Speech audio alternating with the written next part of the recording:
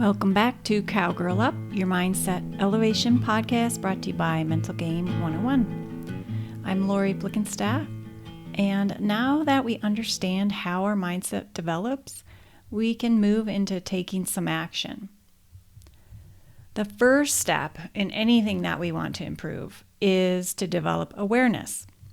If you're not aware of a problem, for example, with your technique in sport, you're not going to know it needs addressing. And likewise, if we're not aware of our thoughts, which is very easy to do because they're usually on autopilot, we can't begin to make any changes. There's a well-known psychiatrist, Dr. Amen, and he was the first to term these autopilot thoughts ANTs. This stands for automatic negative thoughts. We all have these, even if we've already developed an elite mindset. And that's just because our human brains are wired to have a negativity bias. For that reason, it's important that we don't get down on ourselves when these thoughts pop up in our head. It's perfectly natural. And left on its own, the ANTs are always going to outweigh the positive in our thought life.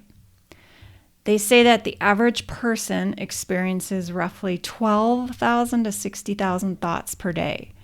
And studies suggest that up to 80% of those are negative, with the majority of the 80% being also repetitive. Other studies have shown that it takes anywhere from 3 to 7 positives to counteract one negative. So you can see why we have our work cut out for us.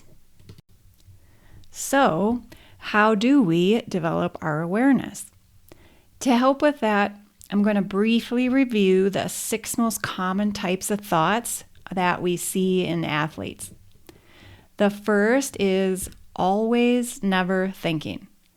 Examples are, I always wave it off, or my kids never listen, or I'll never get the hang of this, or I always perform poorly at this arena. The second is blaming. Examples, well, this wouldn't have happened if this or that didn't happen, or this is so-and-so's fault, or can you believe they set it up this way, or why are they doing this to us? The third is labeling. When you make a mistake, if you say, I'm so stupid, you're labeling yourself. Other examples, I'm terrible at public speaking. I'm not a good defender. The key with labeling are the words I am.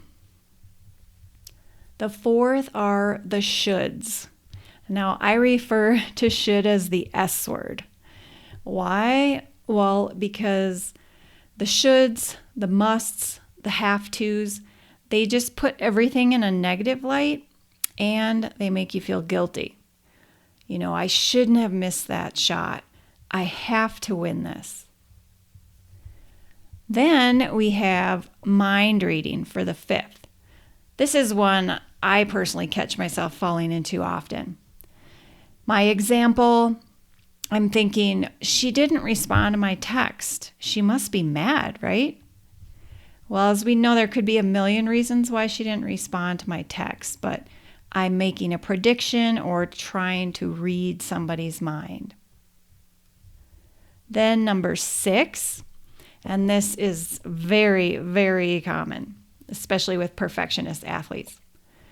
How many times have you gone to compliment somebody after they won or had a good run, and they'll say, yeah, but you didn't see the way that I bobbled my dally, or, whatever it is. So basically, everything went great in the run except one thing, and that is what they are focused on. Are any of those sounding familiar to you? Well, I challenge you today to just start noticing and listening to your thoughts. And the goal of this first step is just to develop the awareness, not to critique yourself. So throughout the day, just see if you can catch yourself, or you might hear from others, these types of ants, and then tomorrow we'll find out how we can respond to them. Thank you so much for tuning in today. If you have any questions, feedback, or comments, I'd love to hear from you. Email me at lori@mentalgame101.com.